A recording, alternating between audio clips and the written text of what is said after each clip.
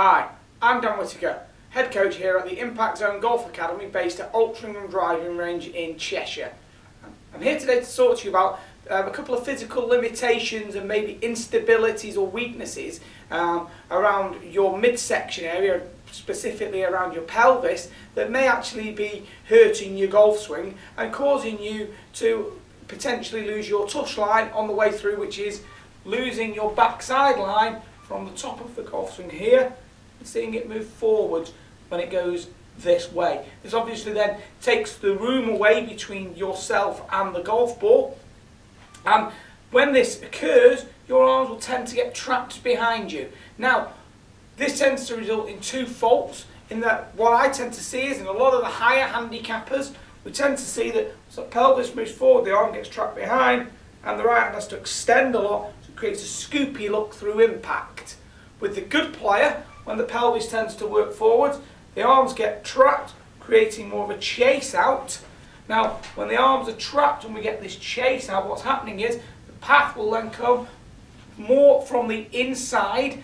The handle will be pointing out more to the right leading into impact, causing the club head to come even more from the inside. Therefore, depending on what that club face is doing relative to that extreme inside out path, they're either going to be hitting pretty big pushes or some big hooks.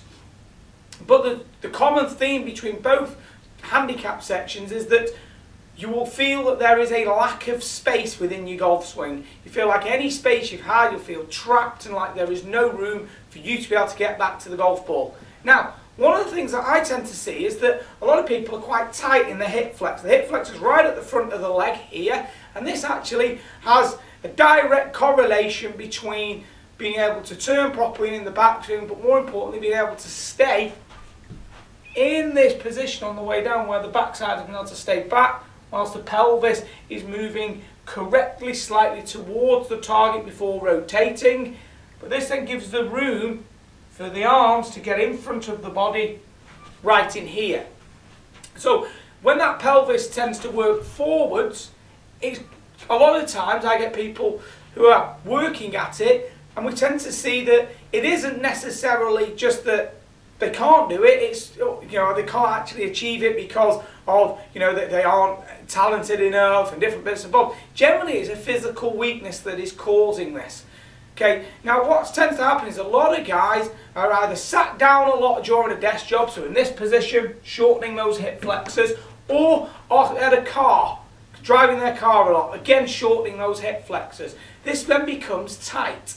So when you're keeping your pelvis back in this direction, not working forwards towards the ball, your hip flexor is actually getting more stretched. So if you've got a weakness and it's too tight, your backside will tend to work forwards, relieving that bit of stretch, making it easier to get in the right position in order to strike the golf ball. Now here's a simple stretch that could help you with that hip flexor.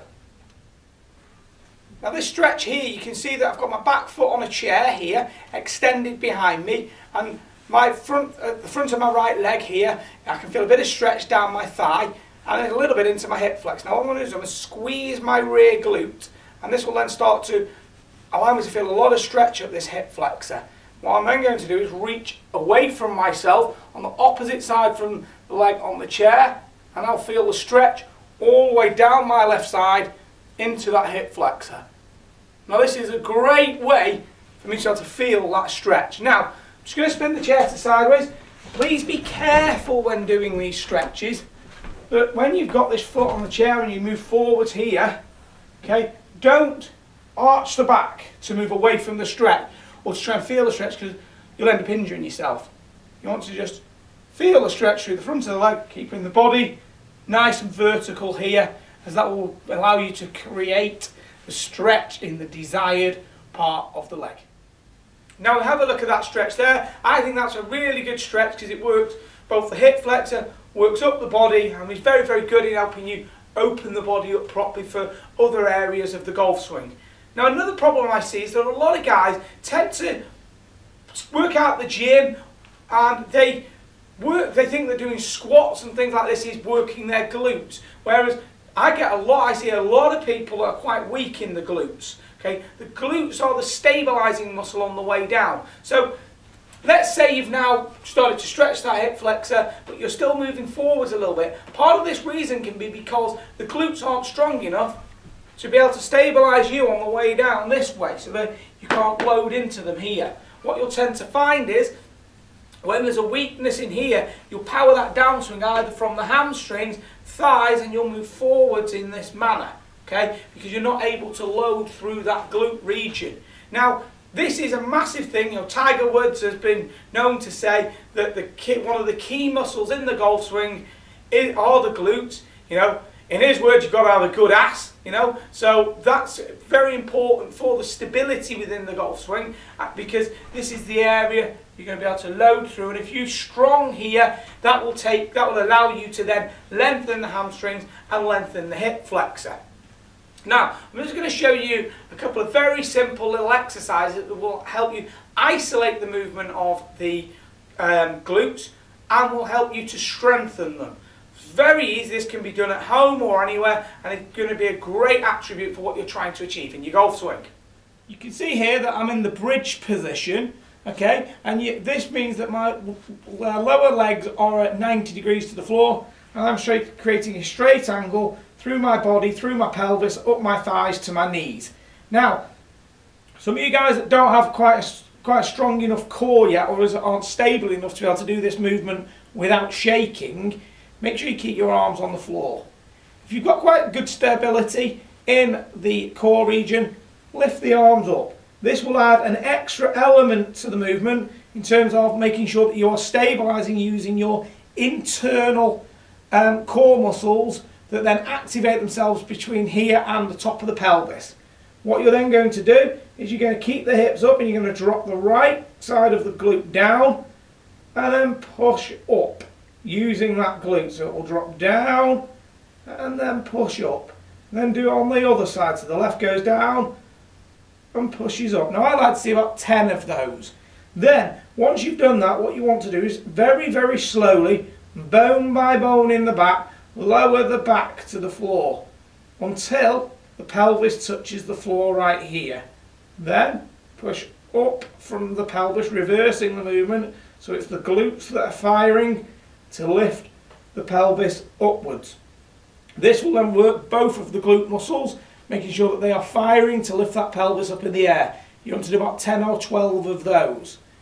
For the more advanced people, if you get good at this, get yourself onto one leg ones and do the same process where you are lowering the spine bone by bone to the floor, letting the glutes touch the floor, then pushing up from the glutes and getting the glutes back in line again at the finish, creating this nice straight line, and at all times keeping the foot elevated. The single leg exercise works the standing glute. Now, as you saw there with that stretch, you can see that on the way down I was working the glutes and then pushing up with the glutes and always firing them. Now it takes about 3 or 4 weeks for you to be able to start to see and feel the physical benefits of this, but this is key for all aspects of life, because the glute is what fires the stride in running and walking. It helps to fire the pedal stroke when we're cycling, and it's the stabiliser for the golf swing. If you work this and work the hip flexor, it's definitely going to start to help you in order to keep this pelvis staying back and working in the right manner to create the room for your arms into impact. You'll then be able to start to learn how that pelvis works with the correct footwork to allow you to deliver the golf club on a nice neutral path into the golf ball without having to see big numbers on your TrackMan, flight scopes, etc., where you're working at big numbers to try and shape the ball. If you are working correctly with the footwork and getting the pelvis working the right way due to the correct stabilising muscles firing correctly, I believe you'll make a big difference to the way you can deliver the club to the ball. Do hope you've enjoyed this video. If you'd like to see more from me, please subscribe to my channel. You can see my Twitter and Facebook links are below.